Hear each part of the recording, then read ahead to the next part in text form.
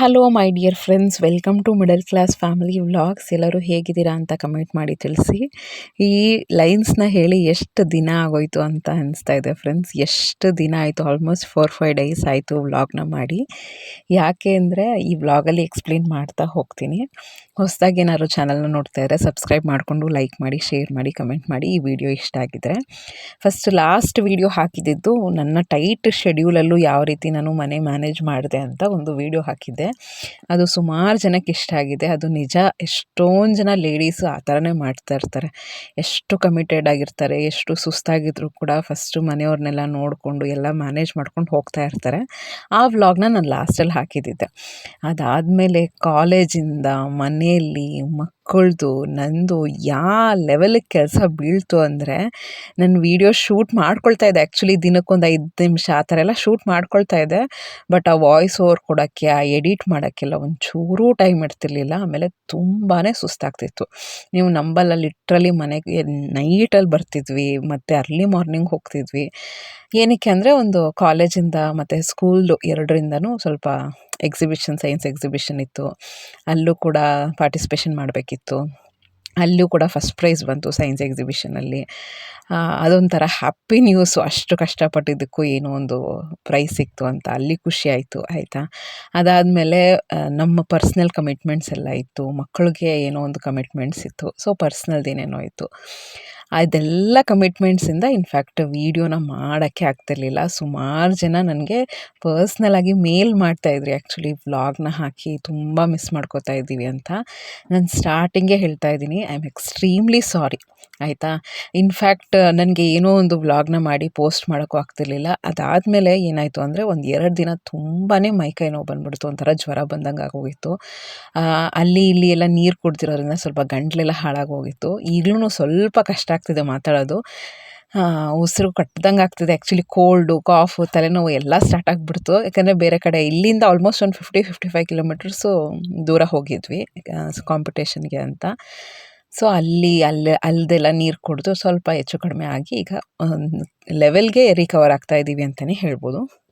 So ಇವತ್ತಿನ ವ್ಲಾಗಲ್ಲಿ starting ಪ್ರೋಮೋದಲ್ಲೇ ನೋಡಿದ್ರಿ ಅಲ್ವಾ, ನಾನು ನನ್ನ ಮಗಳನ್ನ ಹಗ್ ಮಾಡ್ಕೋತಾ ಇದ್ದೆ. ಅದರದ್ದೇನು ಸ್ಟೋರಿ ಅಂತ ಹೇಳ್ತೀನಿ ನೋಡಿ. ನಾನು ಒಂದು ಚಿಕ್ಕ ಪುಟ್ಟದಕ್ಕೆ ನಾನು ಚಿಕ್ಕವಳು ಜಗಳಾಡೋದು ಜಾಸ್ತಿ. ಚಿಕ್ಕ ಪುಟ್ಟದಕ್ಕೂ ಅವಳು ಟಿಪಿಕಲ್ ಗರ್ಲ್ ಥರ ಜಗಳ ಆಡ್ಬಿಡ್ತಾಳೆ. ಏನೋ ಒಂದು ನಾನು ಸ್ವಲ್ಪ ದೊಡ್ಡವಳಿಗೆ ಜಾಸ್ತಿ ಪ್ರೀತಿ ತೋರಿಸಿದ್ರೊಳಗೆ ತಡ್ಕೊಳಕ್ಕಾಗಲ್ಲ. ಅದು ನಾರ್ಮಲ್ ಇರುತ್ತಲ್ಲ ಟೆಂಡೆನ್ಸಿ, ಆ ಥರ. ಸೊ ಆ ಥರನೇ ಇವಳಿಗೆ ಸ್ವಲ್ಪ ಬಸ್ಸಲ್ಲಿ, ನಾವು 3 ಜನ ಬಸ್ಸಲ್ಲಲ್ವ ಟ್ರಾವೆಲ್ ಮಾಡೋದು, ಬಸ್ಸಲ್ಲೇ ಜಗಳ ಆಡಿದ್ವಿ ನಾನು ಚಿಕ್ಕವಳು. ಅಲ್ಲಿಂದ 2 ಬಿಟ್ಟಿದ್ವಿ, ಆಯಿತಾ. ರೋಡಲ್ಲೂ ಮಾತಾಡ್ತಾ ಇರಲಿಲ್ಲ. ಅವಳು ಟ್ರೈ ಮಾಡ್ತಾಯಿದ್ಲು, ನಾನು ಏನಕ್ಕೆ ಅಂತ ನಾನು ಮಾತಾಡಿರಲಿಲ್ಲ. ಆಮೇಲೆ ಅವಳು 2 ಬಿಟ್ಲು. ಗೊತ್ತಿರತ್ತೆ ಅದು, ತಾಯಂದ್ರಿಗೆ, ಚಿಕ್ಕ ಮಕ್ಕಳ ತಾಯಂದ್ರಿಗೆ ಗೊತ್ತಿರತ್ತೆ. ಆಮೇಲೆ ನನಗೆ ಮನೆಗೆ ಬಂದು ಒಂಥರ ಆಗ್ತಿದೆ, ಮಕ್ಕಳ ಹತ್ರ ಜಗಳ ಮಾಡಿದ್ದೀನಿ ಅಂದರೆ ನನಗೆ ಆಗೋದೇ ಇಲ್ಲ, ಒಂಥರ ಬೇಜಾರಾಗ್ತಾ ಇರತ್ತೆ. ಆಮೇಲೆ ಲಾಸ್ಟಲ್ಲಿ ನಾನೇ ಅವಳನ್ನ ಕರೆದು ಕಾಂಪ್ರಮೈಸ್ ಮಾಡಿಕೊಂಡು ಹಗ್ ಮಾಡಿಕೊಂಡೆ. ಸೊ ನಮ್ಮ ತಾಯಂದ್ರಿಗೆ ಮೇಯ್ನಾಗಿ ಅದೇ ಅಂತ ಅನಿಸುತ್ತೆ ಅಲ್ವಾ. ನಾವು ಎಷ್ಟೇ ಏನೇ ಬೇರೆದ್ರ ಬಗ್ಗೆ ಟೆನ್ಷನ್ ಮಾಡಿಕೊಂಡ್ರು, ಸ್ಟ್ರೆಸ್ ಮಾಡಿಕೊಂಡ್ರು, ಬಟ್ ನಮಗೆ ಫೈನಲಿ ತುಂಬ ಇಂಪಾರ್ಟೆಂಟ್ ಯಾವುದಾಗೂ ಅಂದರೆ ಮಕ್ಕಳು. ಒಂದು ಏಜ್ ಆಗಿದ ತಕ್ಷಣ, ಒಂದು ಸ್ಟೇಜಲ್ಲಿ, ಎಸ್ಪೆಷಲಿ ಮದುವೆ ಆದಮೇಲೆ ಯಾವ ಲೆವೆಲ್ಗೆ ಸ್ಟೇಜ್ನ ರೀಚ್ ಆಗ್ತೀವಿ ಅಂದರೆ, ನಾವು ಲೈಫ್ನ ಲೀಡ್ ಮಾಡ್ತಾ ಇರೋದೇ ಮಕ್ಕಳಿಗೋಸ್ಕರ. ಮಕ್ಕಳ ಎಜುಕೇಷನ್ನು ಅವ್ರು ಚೆನ್ನಾಗಿರಲಿ, ಅವ್ರ ಭವಿಷ್ಯ ಚೆನ್ನಾಗಿರಲಿ ಅಂತಲೇ ಒಂದು ಮೇನ್ 99% ನಮ್ಮ ಲೈಫಲ್ಲಿ ಅದೇ ಇಂಪಾರ್ಟೆಂಟ್ ಆಗಿರುತ್ತೆ. ಸೊ ಇನ್ಫ್ಯಾಕ್ಟ್ ನಾನು ವ್ಲಾಗ್ ಮಾಡದೇ ಇದ್ದರೂ ಕಮೆಂಟ್ಸ್ನ ಚೆಕ್ ಮಾಡ್ತಾ ಇದ್ದೆ. ಒಬ್ಬರು ಇಬ್ಬರು ಅನಿಸುತ್ತೆ ಆಫನ್ ಮೆಸೇಜ್ ಮಾಡ್ತಾನೆ ಇದ್ರು, ಆಮೇಲೆ ಮೇಲ್ ಮಾಡ್ತಾಯಿದ್ರು, ನಮ್ಮ ಮನೇಲಿ ಈ ಥರ ಪ್ರಾಬ್ಲಮ್ ಇದೆ. ಆಬ್ವಿಯಸ್ಲಿ ಅತ್ತೆ ಕಾಟ ಇರುತ್ತೆ, ಹಸ್ಬೆಂಡು ಸರಿಯಾಗಿ ಅರ್ಥ ಮಾಡ್ಕೊಳ್ಳಲ್ಲ, ಅದು ಇದು ಅಂತ ಪಾಪ ಏನೇನೋ ಅವರು ದುಃಖನ ತೋಡ್ಕೊಂಡಿದ್ರು, ಆಯಿತಾ. ನಾನು ಅವ್ರಿಗೆ ಒಂದೇ ಹೇಳಿದ್ದಿತ್ತು, ಆಯಿತಾ, ಅದು ನೀವು ಕುತ್ಕೊಂಡು ಮಾತಾಡಿ ಸಾಲ್ವ್ ಮಾಡ್ಕೋಬೋದಾ ನೋಡಿ, ಆಯಿತಾ. ಮೆಜಾರಿಟಿಯಲ್ಲಿ ಸಾಲ್ವ್ ಆಗಲ್ಲ ಅಂದರೆ ನಿಮ್ಗೆ ಹುಟ್ಟಿದಾಗಿಂದ ಅವರು ಏನಿರಲಿಲ್ಲ ಅಲ್ವಾ, ಕರೆಕ್ಟ್ ಅಲ್ವಾ. ಈಗ ನನಗೆ ಮನೇಲಿ ಆ ಥರ ಸಿಚುವೇಶನ್ ಇದೆ ಅಂದರೆ ಮೇನಾಗಿ ನಾವು ನಮ್ಮ ಈಗೋ ಅದು ಇದು ಅಂದ್ಕೊಂಡು ಹೋಗ್ತೀವಿ, ಮಾತಾಡಲ್ಲ, ಅದು ಮಾಡಲ್ಲ. ಬಟ್ ಇದು ಎಲ್ಲರ ಮಧ್ಯ ಸಫರ್ ಆಗೋದು ಅಂದರೆ ಮಕ್ಕಳು. ಅವ್ರ ಎಜುಕೇಷನ್ ಡಿಸ್ಟರ್ಬ್ ಆಗುತ್ತೆ, ಅವ್ರ ಹೆಲ್ತ್ ಡಿಸ್ಟರ್ಬ್ ಆಗುತ್ತೆ, ಅವ್ರ ಕೋಪಕ್ಕೆ ಮೇಲೆ ನಾವು ಅಡುಗೆ ಮಾಡಲ್ಲ, ಆ ಥರದ್ದೆಲ್ಲ ಏನೇನೋ ಆಗ್ತಾ ಇರುತ್ತೆ. ಸೊ ನನ್ನ ಸಜೆಷನ್ಸ್ ಈ ವಿಡಿಯೋ ಮೂಲಕ ಏನು ಅಂದರೆ, ನಮ್ಮ ಹೆಂಗಸರಿಗೆ ಮೇನಾಗಿ ಏನು ನಾವು ಕಾನ್ಸಂಟ್ರೇಟ್ ಮಾಡಬೇಕು, ಅದು ಒಂದು ಏಜ್ ಬಂದಿದ ತಕ್ಷಣ ಏನೋ ಒಂದು 28-30 ಕ್ರಾಸ್ ಆಗಿದ್ದೀವಿ, ಆಗಿದೆ ಅಂದರೆ ಮೇನಾಗಿ ಇದ್ರ ಬಗ್ಗೆ ತುಂಬ ಕಾನ್ಸಂಟ್ರೇಟ್ ಮಾಡಬೇಕು. ಯಾವ್ಯಾವ ಸೆಕ್ಷನ್ಸು ಅಂತ ಹೇಳ್ತೀನಿ ನೋಡಿ. ಫಸ್ಟ್ ಮೇನ್ ಮಕ್ಕಳು ಅಪ್ಪ, ಎಲ್ಲ ನಡೀತಾ ಇರುತ್ತೆ, ಗಂಡ ಹೆಂಡತಿ ಜಗಳ ನಡೀತಾ ಇರುತ್ತೆ, ಅತ್ತೆ ಸೊಸೆ ಜಗಳ, ಏನೋ ಮನೇಲಿ ಮನಸ್ತಾಪ ಇರ್ಬೋದು, ಅಥವಾ ತವ್ರ ಮನೆಯಿಂದ ಏನೋ ಜಗಳ, ಏನೋ ಒಂದು ಆಗ್ತಾನೇ ಇರುತ್ತೆ ಆಯಿತಾ ಲೈಫಲ್ಲಿ. ಬಟ್ ಇದು ಏನೇ ಆದರೂ ಕೂಡ ನಾವು ತಲೆಯಲ್ಲಿ ಏನು ಇಟ್ಕೋಬೇಕು ಅಂದರೆ, ಮಕ್ಕಳದು ಭವಿಷ್ಯ ಹಾಳಾಗಬಾರ್ದು, ಅವ್ರ ಗ್ರೋತ್ನ ಹಾಳು ಮಾಡ್ಕೋಬಾರ್ದು. ಮೇನಾಗಿ ನಾನು ಸುಮಾರು ಫ್ಯಾಮಿಲೀಸ್ನ ನೋಡಿದ್ದೀನಿ. ನನ್ನ ಕ್ಲೋಸ್ ಫ್ರೆಂಡು ಆಯಿತಾ, ಅವಳ ಫ್ಯಾಮಿಲಿ ನೋಡಿದ್ದೀನಿ. ಏನು ಅಂದರೆ ಅವ್ರದ್ದು ಕಾನ್ಸ್ಟೆಂಟಾಗಿ ಅತ್ತೆ ಸೊಸೆ ಜಗಳ ಯಾವ ಲೆವೆಲ್ಗೆ ಅಂದರೆ, ನಾನು ಏನಕ್ಕೆ ಅಡುಗೆ ಮಾಡಬೇಕು ಅಂತ ಅಡುಗೆನೇ ಮಾಡಲ್ಲ ಇವಳು. ನಾನು ಹೇಳ್ತಾ ಇರ್ತೀನಿ, ನಾನು ಯಾವಾಗಲೂ ಹೇಳೋದೇನು ಗೊತ್ತಾ, ಯಾರೇ ಏನೇ ನಿಮಗೆ ನೋವು ಕೊಡಲಿ, ನೀವು ತುಂಬ ಒಳ್ಳೆಯವರಾಗೇ ಇರಿ ಆಯಿತಾ, ತುಂಬ ಬೇಡ ಒಳ್ಳೆಯವರಾಗಿರಿ. ಕರೆಕ್ಟ್ ಮಾಡ್ಕೋತೀನಿ ನಾನು ಸ್ಟೇಟ್ಮೆಂಟ್, ತುಂಬ ಏನು ಒಳ್ಳೆಯವರಾಗಕ್ಕೆ ಹೋಗ್ಬಿಡಿ, ಒಳ್ಳೆಯವರಾಗಿರಿ. ಯಾಕೆಂದರೆ ಈಗ ಯಾರೋ ಏನೋ ನಿಮ್ಮ ಹಿಂದೆ ಮಾತಾಡ್ತಾರೆ, ನಿಮಗೆ ಕೆಟ್ಟದ್ದು ಬಯಸುತ್ತಾರೆ, ಅವ್ರ ಕರ್ಮಕ್ಕೆ ಅವ್ರು ಅನುಭವಿಸ್ತಾರೆ ಆಯಿತಾ. ನೀವು ತುಂಬ ಚೆನ್ನಾಗಿ ನೋಡ್ಕೊಳ್ಳೋದು ಎಲ್ಲ ನಿಮ್ಮ ಕರ್ತವ್ಯ, ಏನು ನೀವು ಮಾಡ್ಕೊಳ್ಳಿ. ಯಾಕೆಂದರೆ ಅವ್ರ ಮನುಷ್ಯತ್ವನ ಕಳ್ಕೊತಾರೆ ಅಂದರೆ ನಾವು ನಮ್ಮ ಮನುಷ್ಯತ್ವನ ಕಳ್ಕೊಬಾರ್ದು. ಯಾಕೆಂದರೆ ನಾವು ಆ ಥರ ಆ ಸಂಸ್ಕೃತಿಯಲ್ಲಿ ಆ ಕಲ್ಚರಲ್ಲಿ ಬೆಳೆದಿರಲ್ಲ, ನಾವು ಬಂದಿರೋ ರೀತಿಯೇ ಬೇರೆ ಥರ ಇರುತ್ತೆ. ಸೊ ಅವ್ರು ಆ ಥರ ಆಡ್ತಾರೆ, ಅವರೇನೋ ಚುಚ್ಚು ಮಾತಾಡ್ತಾರೆ, ಅವರೇನೋ ಕೊಂಕು ಮಾತಾಡ್ತಾರೆ, ಏನೋ ಒಂದು ಹಿಂದೆ ಮಾತಾಡ್ತಾರೆ, ಬೇಕು ಅಂತ ಕಾಲೆಳೆದು ಜಗಳಕ್ಕೆ ಬರ್ತಾರೆ ಅಂದರೆ ನೀವು ಹೋಗ್ಬಿಡಿಯಪ್ಪ. ನಿಮ್ಮ ಕಲ್ಚರ್ ಏನು, ನಿಮ್ಮ ಸ್ಟ್ಯಾಂಡರ್ಡ್ ಏನು, ನಿಮ್ಮ ಸ್ಟೇಟಸ್ ಏನು ನೀವು ನೋಡ್ಕೊಳ್ಳಿ, ನಿಮ್ಮ ಆ್ಯಟಿಟ್ಯೂಡ್ ಏನೋ ನೀವು ನೋಡ್ಕೊಳ್ಳಿ ಆಯಿತಾ. ಅವ್ರೇನೋ ಮಾಡ್ತಾರೆ ಅಂದರೆ ನೀವು ಏನೋ ತಲೆ ಕೆಡ್ಸ್ಕೊಳಕ್ಕೆ ಹೋಗ್ಬೇಡಿ. ನಾನು ಎಸ್ಪೆಷಲಿ ಅವ್ರು ಯಾರು ಮೇಲ್ ಮಾಡಿದ್ರಲ್ಲ, ಕಮೆಂಟ್ ಮಾಡಿದ್ರಲ್ಲ, ಅವ್ರಿಗೋಸ್ಕರ ಹೇಳ್ತಾ ಇದ್ದೀನಿ. ಅವ್ರಿಗೆ ಅಂತಲ್ಲ, ಸುಮಾರು ಮನೇಲಿ ಇದು ಪ್ರಾಬ್ಲಮ್ ಕಾಮನ್. ಅದು ಕಾಮನ್. ಯಾವುದು ಮನೆಯಲ್ಲಿ ಜಗಳ ಇಲ್ಲ ಅಂತ ಏನೂ ಇಲ್ಲ ಆಯಿತಾ. ಮನೆಯಲ್ಲಿ ಒಂದಲ್ಲ ಒಂದು ಚಿಕ್ಕ ಪುಟ್ಟ ಜಗಳದಿಂದ ಹಿಡಿದು ದೊಡ್ಡ ಜಗಳವರೆಗೂ ಹಾಗೆ ಆಗುತ್ತೆ. ಸೊ ನಾವು ತಲೆಯಲ್ಲಿ ಫಸ್ಟ್ ಏನು ಇಟ್ಕೋಬೇಕು ಅಂದರೆ, ಈ ವಿಷಯದಲ್ಲಿ ಮಕ್ಕಳು ಅಫೆಕ್ಟ್ ಆಗ್ತಾ ಇದ್ದಾರಾ ಅಂತ ನೋಡ್ಕೋಬೇಕು. ಒತ್ತತ್ರ ನಾನು ಅದೇ ಸ್ಟೋರಿ ಹೇಳ್ತಾ ಇದ್ನಲ್ಲ, ನನ್ನ ಫ್ರೆಂಡ್ ಅವಳು ತುಂಬ ಸಿಟ್ಟಿಗೆ ಎದ್ಬಿಟ್ಟಿದ್ಲು.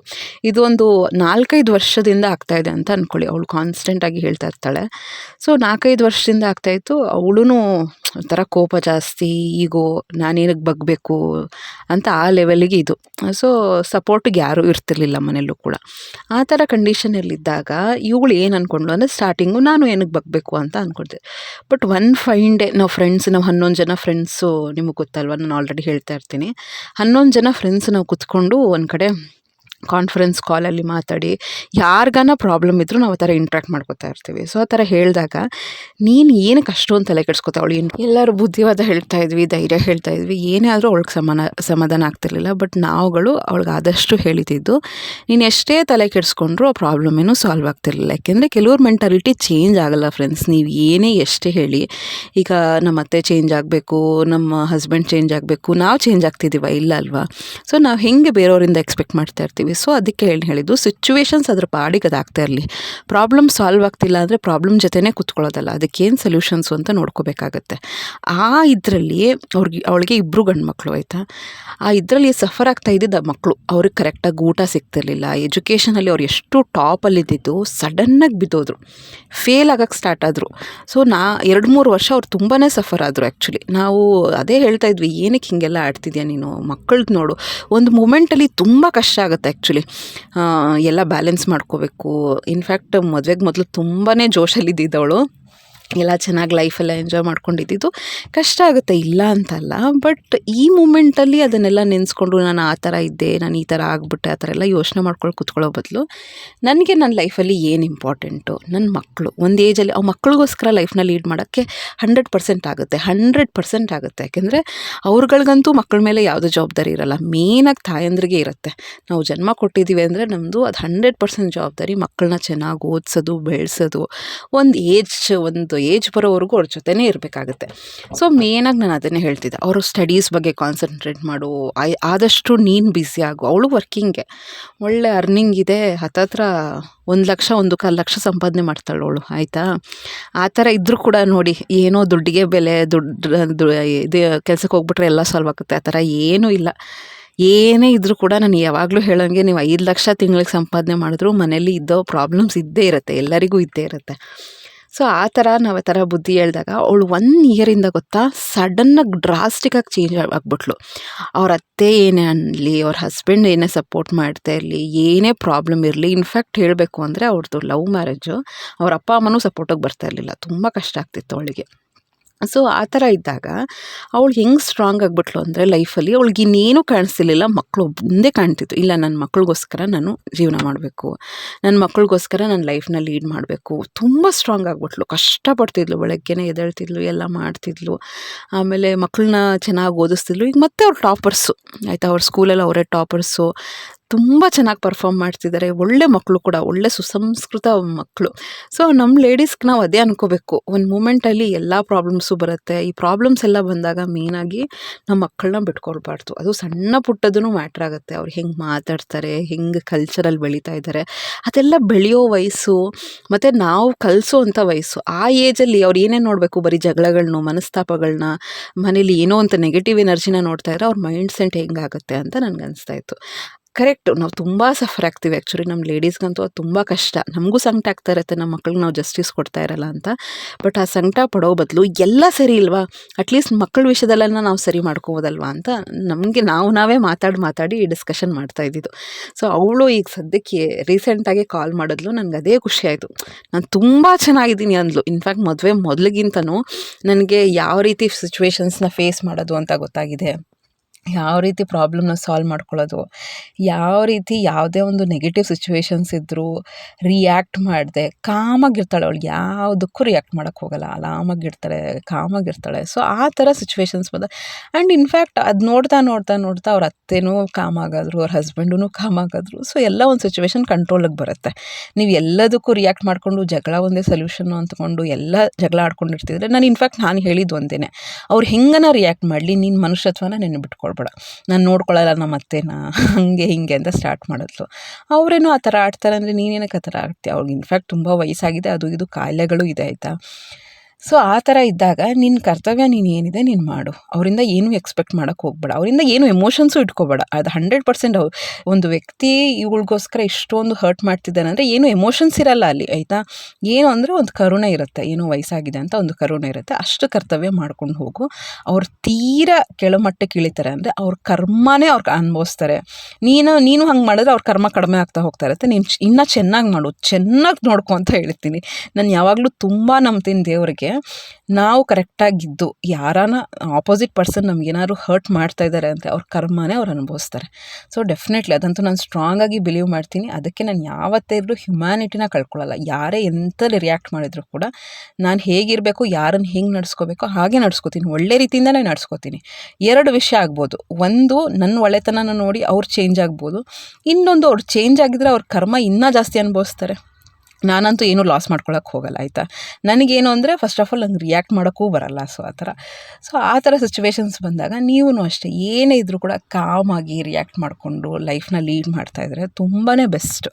ನೀವು ಟೆನ್ಷನ್ ಮಾಡ್ಕೋತೀರಾ, ಲೈಫ್ನ ತುಂಬ ಕಾಂಪ್ಲಿಕೇಟ್ ಮಾಡ್ಕೋತೀರಾ, ಅಳ್ತಾನೆ ಇರ್ತೀರಾ, ತುಂಬ ಸ್ಟ್ರೆಸ್ ತೊಗೋತೀರಾ ಅಂದರೆ ನೀವೊಬ್ಬರೇ ಅನುಭವಿಸ್ತಾ ಇರ್ತೀರ ಆಯಿತಾ. ಸೊ ಅದಕ್ಕೆ ನೀವು ಡಿಸೈಡ್ ಮಾಡಿ ನಾನು ಯಾವುದಕ್ಕೆ ಯೋಚನೆ ಮಾಡಬೇಕು, ನನ್ನ ಲೈಫಲ್ಲಿ ಏನು ಇಂಪಾರ್ಟೆಂಟು. ನೀವು ಕೆರಿಯರ್ ಓರಿಯೆಂಟೆಡಾ, ನೀವು ಕೆರಿಯರ್ ಬಗ್ಗೆ ಕಾನ್ಸಂಟ್ರೇಟ್ ಮಾಡ್ತಾ ಇರ್ತೀರಾ, ಅದ್ರ ಬಗ್ಗೆನೇ ಕಾನ್ಸಂಟ್ರೇಟ್ ಮಾಡಿ. ನಿಮಗೆ ಮಕ್ಕಳು ಇಂಪಾರ್ಟೆಂಟು, ಮನೇಲಿ ಪೀಸ್ ಆಫ್ ಮೈಂಡ್ ಇಂಪಾರ್ಟೆಂಟಾ, ಅದ್ರ ಬಗ್ಗೆ ಕಾನ್ಸಂಟ್ರೇಟ್ ಮಾಡಿ. ಯಾರ ಜೊತೆನೂ ನಿಷ್ಠುರ ಮಾಡ್ಕೊಳಕ್ಕೆ ಹೋಗಬೇಡಿ. ಹಾಗಂತ ಸೈಲೆಂಟಾಗಿರಿ ಅಂತ ನಾನು ಹೇಳ್ತಾ ಇಲ್ಲ, ಕಿರ್ಚ್ಕೋಬೇಡಿ, ಜಗಳ ಆಡಬೇಡಿ ಅಂತ ಹೇಳ್ತಾ ಇದ್ದೀನಿ. ಅಂದರೆ ಮೇಯ್ನಾಗಿ ನಿಮ್ಮ ಪಾಯಿಂಟ್ನ ಹೇಳಬೇಕು ಅಂದರೆ ಒಂದು ರೀತಿ ನೀತಿ ಇರುತ್ತೆ. ಅದು ಅಲ್ಲಿ ವರ್ಕ್ ಆಗ್ತಿರ್ಲಿಲ್ಲ ಅಂದರೆ ಎಷ್ಟೋ ಸರಿ ನಾವು ಹೇಳೋದು ಅಲ್ಲಿ ಕೇಳೋ ಮನಸ್ಥಿತಿ ಯಾರಿಗೂ ಇರಲ್ಲ ಕೆಲವು ಸತಿ. ಆಮೇಲೆ ಅವ್ರ ಪಾಯಿಂಟ್ ಆಫ್ ವ್ಯೂನೇ ಥಿಂಕ್ ಮಾಡ್ತಿರ್ತಾರೆ ಅವರು. ಅವ್ರ ಹೆಂಗಿರುತ್ತೆ ವಿವೇಚನೆ ಆ ರೀತಿಯೇ ಅವ್ರು ತೊಗೋತಾ ಇರ್ತಾರೆ ಪಾಯಿಂಟ್ನ. ಸೊ ಆ ಟೈಮಲ್ಲಿ ಎಕ್ಸ್ಪ್ಲೇನ್ ಮಾಡಿ ಏನು ಪ್ರಯೋಜನ. ಅದಕ್ಕೆ ನಿಮ್ಮ ಲೈಫ್ನ ನೀವು ಎಂಜಾಯ್ ಮಾಡಿ, ಆರಾಮಾಗಿ ಎಂಜಾಯ್ ಮಾಡ್ತಾಯಿರಿ, ಖುಷಿಯಾಗಿರಿ. ನಾನು ಹೇಳೋಂಗೆ ಎಲ್ಲರೂ ತುಂಬ ಚೆನ್ನಾಗಿ ನೋಡ್ಕೊಳ್ಳಿ. ಅವ್ರಿಗೆ ಒಂಥರ ಗಿಲ್ಟ್ ಕಾಡ್ಬಿಡ್ಬೇಕು, ಇಂಥ ಹುಡುಗಿಗೆ ನಾವು ಈ ಥರ ಮಾಡಿದ್ವಲ್ಲ ಅಂತ ಅನಿಸ್ಬಿಡ್ಬೇಕು. ಸೊ ಆ ಥರ ನನಗೆ ಪರ್ಸ್ನಲಿ ಆ ಥರ ಯಾವಾಗಲೂ ಆ ಥರ ಅನಿಸ್ತಾ ಇರುತ್ತೆ. ಒಂದು ತಾಯಿ ಆದಮೇಲಂತೂ ಮೇಯ್ನಾಗಿ ಮಕ್ಕಳಪ್ಪ ಅವ್ರು. ಯಾಕೆಂದರೆ ಈ ವರ್ಲ್ಡಲ್ಲಿ ಬಂದಿದ್ದಾರೆ ಅಂದರೆ ನಮ್ಮಿಂದನೇ ಬಂದಿರ್ತಾರೆ, ಆ ರೆಸ್ಪಾನ್ಸಿಬಿಲಿಟಿ ನಮಗಿರುತ್ತೆ.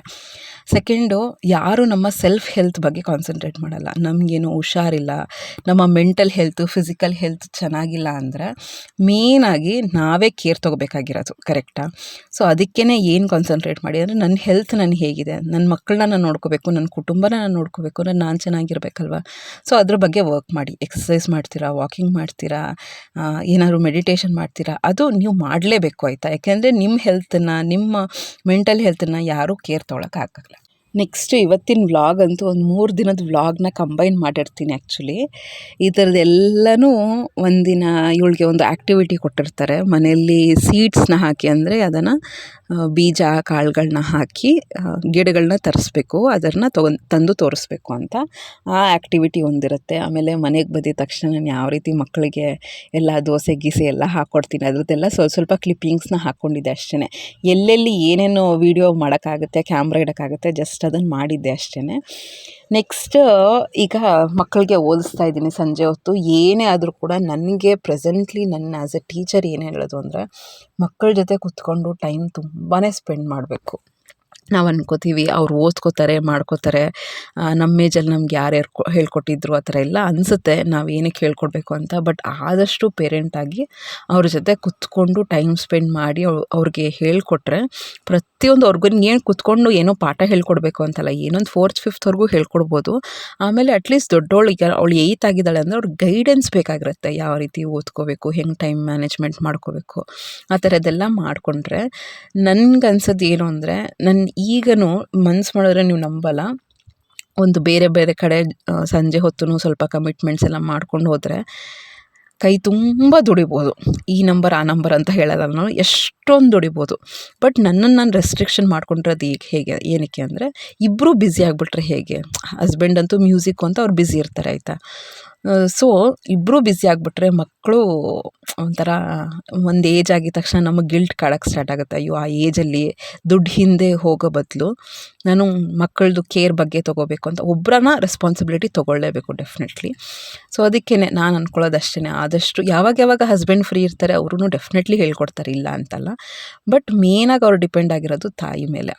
ಅದಕ್ಕೇ ಆದಷ್ಟು ನನ್ನನ್ನು ನಾನು ಫುಲ್ ಕನ್ಸ್ಟ್ರಿಕ್ಟ್ ಮಾಡ್ಕೊಂಡಿದ್ದೀನಿ. ಎಷ್ಟಾಗುತ್ತೋ ಅಷ್ಟು ಆಗುತ್ತೆ, ಮಾಡ್ಕೊಳ್ಳೋಣ.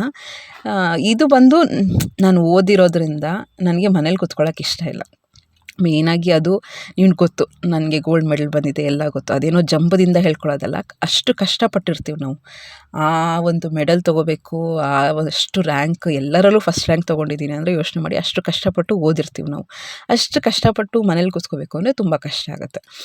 ಸೊ ಅದಕ್ಕೇ ಆದಷ್ಟು ಎಲ್ಲ ಬ್ಯಾಲೆನ್ಸ್ ಮಾಡಿಕೊಂಡು, ಒಂದು ಕಡಿಮೆ ಸ್ಟ್ರೆಸ್ ಇರುವಂಥ ಜಾಬ್ಸ್ನ ತೊಗೊಂಡು ಮನೇಲೂ ಮ್ಯಾನೇಜ್ ಮಾಡಿಕೊಂಡು, ಈಗಲೂ ಸ್ವಲ್ಪ ಜಾಸ್ತಿ ಸ್ಟ್ರೆಸ್ ತೊಗೊಂಡ್ರು, ಇನ್ನು ಸ್ವಲ್ಪ ಜಾಸ್ತಿ, ನಾನು ಹೇಳ್ತಾ ಇರೋದು ಅರ್ಥ ಮಾಡ್ಕೊಳ್ಳಿ, ಸ್ವಲ್ಪ ಜಾಸ್ತಿ ಸ್ಟ್ರೆಸ್ ತೊಗೊಂಡ್ರು ತುಂಬ ಜಾಸ್ತಿ ಸಂಬಳ ಬರುತ್ತೆ, ಆಯಿತಾ? ಬಟ್ ನನಗೆ ಮೇನ್ ಕಾನ್ಸಂಟ್ರೇಷನ್ ಮಕ್ಕಳಾದಷ್ಟು ಓದಲಿ, ಮಾಡಲಿ, ಕಾನ್ಸಂಟ್ರೇಷನ್ ಮಾಡೋಣ. ಒಂದು ಏಜ್ ಬಂದಾದಮೇಲೆ ಅಯ್ಯೋ ನಾನು ದುಡ್ಡು ಹಿಂದೆ ಹೋಗಬಾರ್ದಿತ್ತು ಅಂತ ಆ ಗಿಲ್ಟ್ ನನಗೆ ಬೇಡ ಅಂದ್ಕೊಂಡು ಇಷ್ಟೆಲ್ಲ ಇದೆ. ನೆಕ್ಸ್ಟು ಫ್ರೆಂಡ್ಸ್, ದೊಡ್ಡ ಮಗಳು ಮತ್ತು ಹಸ್ಬೆಂಡು ಒಂದು ಹಾಡು ಆಡ್ತಿದ್ದಾರೆ. ಇದು ಯೂಟ್ಯೂಬಲ್ಲಿ ನೀವು ಟಂಗ್ ಟ್ವಿಸ್ಟರ್ ಕನ್ನಡ ಹಾಡು ಅಂತ ಏನಾದರೂ ಕೊಟ್ಟರೆ ಈ ಹಾಡು ಬರುತ್ತೆ, ಆಯಿತಾ? ಎಂಥ ಶ್ರೀಮಂತ ನಂತಾನೋ ಅಂತ ಹಾಡು. ಅವರು ಒಬ್ಬರು ಪುರೋಹಿತರೋ ಭಟ್ರೋ ಎಷ್ಟು ಚೆನ್ನಾಗಿ ಹಾಡಿದ್ದಾರೆ ಅಂದರೆ, ಆ ಲಿರಿಕ್ಸ್ ಇದೆಯಲ್ಲ ಅದನ್ನು ಹೇಳೋಕ್ಕೇ ಕಷ್ಟ ಆಗುತ್ತೆ. ಇನ್ಫ್ಯಾಕ್ಟ್ ತುಂಬ ಕಷ್ಟ, ಅದನ್ನು ಪ್ರೊನೌನ್ಸಿಯೇಷನ್ನೇ ಕಷ್ಟ. ನನಗೆ ನಿಜ ಆಶ್ಚರ್ಯ ಆಗೋಯಿತು. ನನ್ನ ದೊಡ್ಡ ಮಗಳು ನಾನು ಎಷ್ಟು ಬೇಗ ಕಲ್ತ್ಬಿಟ್ಲು ಗೊತ್ತಾ? ಅಂದರೆ ಈ ಏಜಲ್ಲಿ ಅವ್ರಿಗೆ ಗ್ರಾಸ್ಪಿಂಗ್ ಪವರ್ ಎಷ್ಟು ಚೆನ್ನಾಗಿರುತ್ತೆ ನೋಡಿ. ನಂಗೆ ನಿಜ ಆಶ್ಚರ್ಯ. ನನ್ನ ಮಗಳು ಅಂತ ಹೇಳ್ತಾ ಇಲ್ಲ, ಎಷ್ಟು ಒಂದು 2 ದಿನ, ಒಂದು ನೈಟು ಒಂದು ಬೆಳಗ್ಗೆ ಅಷ್ಟರಲ್ಲಿ ಅವಳು ನೀಟಾಗಿ ಕಲ್ತ್ಕೊಬಿಟ್ಲು. ಅದನ್ನು ನಿಮ್ಮ ಜೊತೆ ಶೇರ್ ಮಾಡ್ತೀನಿ. ಇದು ಇನ್ನೂ ಪ್ರಾಕ್ಟೀಸ್ ಸೆಷನ್ನು. ಆಮೇಲೆ ಸ್ಟೇಜ್ ಮೇಲೂ ಅಷ್ಟೇ ತುಂಬ ಚೆನ್ನಾಗಿ ಬಂದಳು. ಇಲ್ಲಿ ಒಂದು 2 ಕಡೆ ಮಿಸ್ಟೇಕ್ ಮಾಡ್ತಿದ್ದಾಳೆ, ಬಟ್ ಸ್ಟೇಜ್ ಮೇಲೆ ಎಷ್ಟು ಚೆನ್ನಾಗಿ ಹಾಡಿದ್ಲು ಅಂದರೆ ನನಗಂತೂ ಫಿದಾ. ನಾನಂತೂ ಇನ್ನೇನು ತಾಯಿ ತಂದೆಗೆ ಇನ್ನೇನು ಬೇಕು, ಮಕ್ಕಳು ಸ್ಟೇಜ್ ಮೇಲೆ ಅಷ್ಟು ಚೆನ್ನಾಗಿ ಪರ್ಫಾರ್ಮ್ ಮಾಡ್ತಾರೆ. ಆ್ಯಂಡ್ ಇನ್ಫ್ಯಾಕ್ಟ್ ಜಡ್ಜಸ್ಸೂ ಅಷ್ಟೇ ತುಂಬ ಚೆನ್ನಾಗಿ ಹಾಡಿದೆ, ಅದೆಲ್ಲ ಹಾಡೋದೇ ಕಷ್ಟ, ನೀನು ಎಷ್ಟು ಚೆನ್ನಾಗಿ ಹಾಡಿದೆ ಅಂತ ಅಂದರು. ನನಗೆ ತುಂಬ ಖುಷಿ ಆಗೋಯಿತು. ಸೊ ಇದರದ್ದು ಒಂದು ವಿತ್ ಆಡಿಯೋ ಲಾಸ್ಟಲ್ಲಿ ಹಾಕಿರ್ತೀನಿ. ನೀವು ಇಂಟ್ರೆಸ್ಟ್ ಇದ್ದರೆ ಅದರದ್ದು ವರ್ಡ್ಸ್ನ ಕೇಳಿ ಆಯಿತಾ. ಅದು ತುಂಬ ಕಷ್ಟ, ಅದು ಇನ್ಫ್ಯಾಕ್ಟ್ ನೀವು ಗೂಗಲಲ್ಲಿ ಬೇಕಾದ್ರೆ ಲಿರಿಕ್ಸ್ ನೋಡಿ, ನಾಲ್ಗೆನೇ ತಿರುಗಲ್ಲ ಅದು, ಅಷ್ಟು ಕಷ್ಟ ಲಿರಿಕ್ಸ್ ಇರುತ್ತೆ. ತುಂಬ ಚೆನ್ನಾಗಿ ಹಾಡಿದ್ಲು. ನೆಕ್ಸ್ಟ್ ಅತ್ತೆ, ನಾನು, ಹಸ್ಬೆಂಡು, ಮಕ್ಕಳು ಎಲ್ಲ ಒಂದು ಮದುವೆ ಇತ್ತು. ಮದುವೆಗೆ ರೆಡಿಯಾಗಿ ಹೋಗ್ತಾ ಇರೋದಷ್ಟೇ. ಹಿಂಗೇ ಸುಸ್ತಾಗಿ ಬರೋದು ಏನೋ ಒಂದು. ಇದಂತೂ ಸಂಜೆ 7 ಗಂಟೆಗೆ ಮನೆಗೆ ಬಂದಿದ್ದು ಅಂತ. 7 ಗಂಟೆಗೆ ಮನೆಗೆ ಬಂದಿದ್ದು, ಆಮೇಲೆ ಮತ್ತೆ ರೆಡಿಯಾಗಿ ಹೋಗಿದ್ದಿದ್ದು. ಸೊ ಈ ಥರನೇ ಫುಲ್ ಕಮಿಟ್ಮೆಂಟು, ಟೈಟ್ ಶೆಡ್ಯೂಲು. ಇಷ್ಟಿಲ್ಲ ಅಂದರೆ ನಾನು ವ್ಲಾಗ್ಸ್ನ ಮಿಸ್ ಮಾಡಲ್ಲ, ನಿಮಗೆ ಗೊತ್ತು. ಇನ್ಫ್ಯಾಕ್ಟ್ ನನಗೆ ವ್ಲಾಗಿಂಗ್ ತುಂಬ ಇಷ್ಟ. ಎಷ್ಟೇ ಕಮಿಟ್ಮೆಂಟ್ಸ್ ಇದ್ದರೂ ಕೂಡ ನಿಮ್ಮ ಜೊತೆ ಇಂಟ್ರ್ಯಾಕ್ಷನ್ ಮಾಡೋದು, ಏನೋ ಒಂದು ಮೋಟಿವೇಶನ್ ಕೊಡೋದು, ಸೆಲ್ಫ್ ಎಕ್ಸ್ಪೀರಿಯನ್ಸ್ ಹೇಳೋದು ತುಂಬಾ ಇಷ್ಟ ಆಗುತ್ತೆ. ಸೊ ಆ ಥರ ನಿಮ್ಮ ಜೊತೆ ಶೇರ್ ಮಾಡ್ಕೊಳ್ತೀನಿ ಡೆಫಿನೆಟ್ಲಿ. ಅದೇ ಥರ ಇದೂ ಕೂಡ ಒಂದು ಎಲ್ಲ ಎಷ್ಟೊಂದು ದಿನದ್ದು ಕಂಬೈನ್ ಮಾಡಿ ಈ ಥರ ವ್ಲಾಗ್ ಮಾಡಿದ್ದೀನಿ. ನಾನು ಹೇಳೋದು ಏನು ಅಂದರೆ, ಆದಷ್ಟು ಮದುವೆ ಆದಮೇಲೆ ಇದ್ರ ಬಗ್ಗೆ ಕಾನ್ಸಂಟ್ರೇಟ್ ಮಾಡಿ. ಮಕ್ಕಳ ಹೆಲ್ತು, ಮಕ್ಕಳ ಸ್ಟಡೀಸು, ಅವ್ರ ಪೀಸ್ ಆಫ್ ಮೈಂಡು, ಮನೆಯಲ್ಲಿ ಪೀಸ್ ಆಫ್ ಮೈಂಡು, ನಿಮ್ಮ ಹೆಲ್ತು, ಆಮೇಲೆ ನೀವು ಖುಷಿಯಾಗಿದ್ದೀರಾ ಲೈಫಲ್ಲಿ, ಆಮೇಲೆ ಎಲ್ಲ ಬ್ಯಾಲೆನ್ಸ್ ಮಾಡೋಕ್ಕಾಗ್ತಿದೆಯಾ, ಮೇಯ್ನಾಗಿ ನಿಮ್ಮ ಸೈಡಿಂದ ತಪ್ಪಿಲ್ವಾ, ಇದನ್ನೆಲ್ಲ ಕರೆಕ್ಟ್ ಮಾಡಿಕೊಂಡು ಆದಷ್ಟು ಪೀಸ್ಫುಲ್ ಲೈಫ್ನ ಲೀಡ್ ಮಾಡಿ ಅಂತ ಹೇಳ್ತಾ ನಾನು ಬ್ಲಾಗ್ನ ಮುಗಿಸ್ತಾ ಇದ್ದೀನಿ. ಲಾಸ್ಟಲ್ಲಿ ಹಸ್ಬೆಂಡು ಮತ್ತು ಮಗಳು ಈ ಹಾಡನ್ನು ಹಾಡಿರೋದನ್ನು ನಾನು ಒಂದು ವಿತ್ ಆಡಿಯೋ ಹಾಕಿದ್ದೀನಿ. ಪ್ಲೀಸ್ ಈ ವಿಡಿಯೋ ಇಷ್ಟ ಆಗಿದ್ದರೆ ಸಬ್ಸ್ಕ್ರೈಬ್ ಮಾಡಿಕೊಂಡು ಲೈಕ್ ಮಾಡಿ, ಶೇರ್ ಮಾಡಿ, ಕಮೆಂಟ್ ಮಾಡಿ. ಆದಷ್ಟು ಇನ್ಮೇಲೆ ರೆಗ್ಯುಲರಾಗಿ ವಿಡಿಯೋ ಹಾಕೋಕ್ಕೆ ಟ್ರೈ ಮಾಡ್ತೀನಿ. ಮುಂದಿನ ಬ್ಲಾಗಲ್ಲಿ ಸಿಗ್ತೀನಿ. Thank you so much. Hello my dear friends, ಈಗ ಸ್ಟಾರ್ ಬಜಾರಿಂದ ಶಾಪಿಂಗ್ ಮಾಡಿ ಏನೇನು ತಂದಿದ್ದೀನಿ ಅಂತ ತೋರಿಸ್ತೀನಿ. ಬ್ಯಾಕ್ಗ್ರೌಂಡಲ್ಲಿ ಕುಕ್ಕರ್ ಸೌಂಡ್ ಬರ್ತಾ ಇದೆ. ಇದು ಬಂದು ಮಿನಿ ಮೂಸಂಬಿ ಥರ ತುಂಬ ಸ್ವೀಟಾಗಿರುತ್ತೆ. ನನ್ನ ಚಿಕ್ಕ ಮಗಳಿಗೆ ತುಂಬ ಇಷ್ಟ ಅಲ್ವಾ.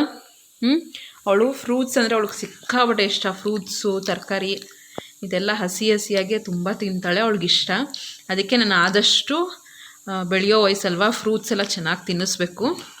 ಇಲ್ಲಿ ಫ್ರೂಟ್ಸು ಅಂತ ಫಸ್ಟು ಫ್ರೂಟ್ ಏನು ಅಂದರೆ ಈ ಸೈಜಿಂದು ಮೂಸಂಬಿ, ತುಂಬ ಸ್ವೀಟಾಗಿರುತ್ತೆ, ಅದಕ್ಕೆ ಸ್ವಲ್ಪ ಜಾಸ್ತಿ ತಂದಿದ್ದೀನಿ.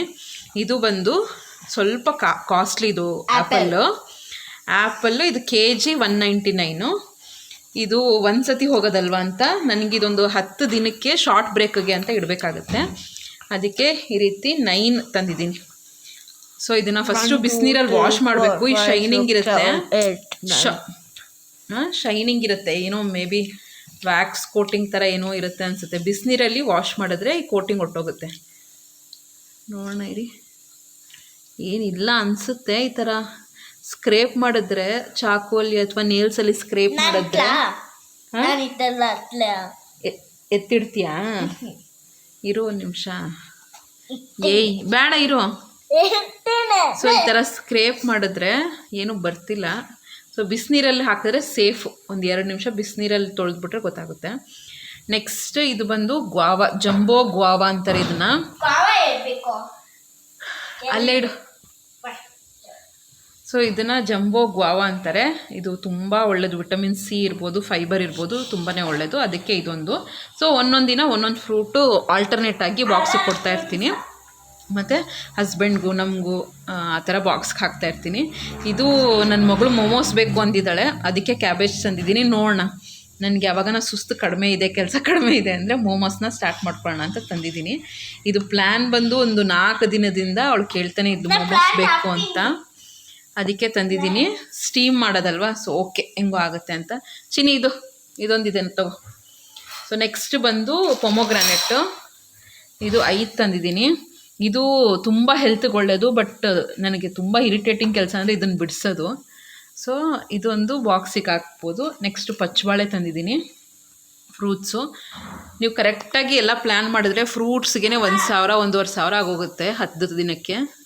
ఏమి నీళ్ళు వేసినాను వచ్చింది ప్లాంట్స్ చూస్తావా? ప్లాంట్ వచ్చింది ఆడ గిన్నెల. ಸೊ ಇದೊಂದು ಕ್ಯಾಬೇಜು. ಇದು ಇನ್ನೊಂದು ವೆರೈಟಿ ಆ್ಯಪಲ್ ತಂದಿದ್ದೀನಿ, ಈ ಥರ ಇದೆ. ಇದು 109 ರುಪೀಸು. ನೆಕ್ಸ್ಟ್ ಇದು ಗ್ರೇಪ್ಸ್ ತಂದಿದ್ದೀನಿ, ಚೆನ್ನಾಗಿರುತ್ತೆ, ಇದೂ ಸ್ವೀಟಾಗಿರುತ್ತೆ.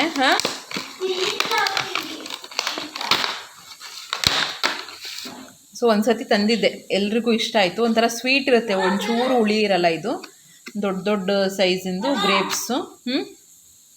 ದ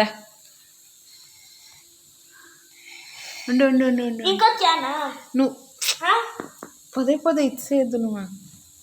ಇವಳದು ಸ್ಕೂಲಲ್ಲಿ ಒಂದು ಪ್ರಾಜೆಕ್ಟ್ ಕೊಟ್ಟಿದ್ದರು, ಸೀಡ್ಸಿಂದ ಪ್ಲ್ಯಾಂಟ್ಸ್ನ ಗ್ರೋ ಮಾಡೋದು. ಸೊ ಅದನ್ನು 2 ದಿನ ಆಯಿತು ನೋಡಿ, ಸ್ವಲ್ಪ ಮೊಳಕೆ ಬಂದಿದೆ. ನೀನು ತುಂಬ ಮುಟ್ಬೇಡ, ಬರಲ್ಲ ಅದು ಗಿಡಗಳು. ಹಾಂ, ತಗೋ ಅಲ್ಲೇ ಇಡೋಗು. ಸ್ವಲ್ಪ ನೀರು ಹಾಕಬೇಕು, ಜಾಸ್ತಿ ಹಾಕ್ಬಾರ್ದು. ಇಷ್ಟೇನಾ? ಇಷ್ಟೇ. ಹಾಂ, ಇಷ್ಟೇ ಸಾಕು. ನೀರಿದೆ, ಇನ್ನೂ ಹಾಕಕ್ಕೆ ಹೋಗ್ಬೇಡ, ಆಯಿತಾ? ಆಮೇಲೆ ಸೌತೆಕಾಯಿ ತಂದಿದ್ದೀನಿ. Next steel scrubber. ಹಾಂ, ಲೋ ಫ್ಲೇಮ್లో పెట్టిన ಒಂದು ತುಡುಕ್ನೇನಿ. ಇದು ಸ್ಟೀಲ್ ಸ್ಕ್ರಬ್ಬರು. ಹೇಳಿದ್ನಲ್ಲ, ನಾನು ಒಂದು 15 ಡೇಸ್ 20 ಡೇಸಿಗೆ ಚೇಂಜ್ ಮಾಡ್ತಾ ಇರ್ತೀನಿ. ಇದೊಂದು ಎಕ್ಸೋ ಅವ್ರದ್ದು 10 ರೂಪೀಸ್ ಅಷ್ಟೇ. ಇದೊಂದು ತಂದಿದ್ದೀನಿ. ಸೊ ಇದಿಷ್ಟು ಐಟಮ್ಸು ಸ್ಟಾರ್ ಬಜಾರಿಂದ ತಂದಿದ್ದು.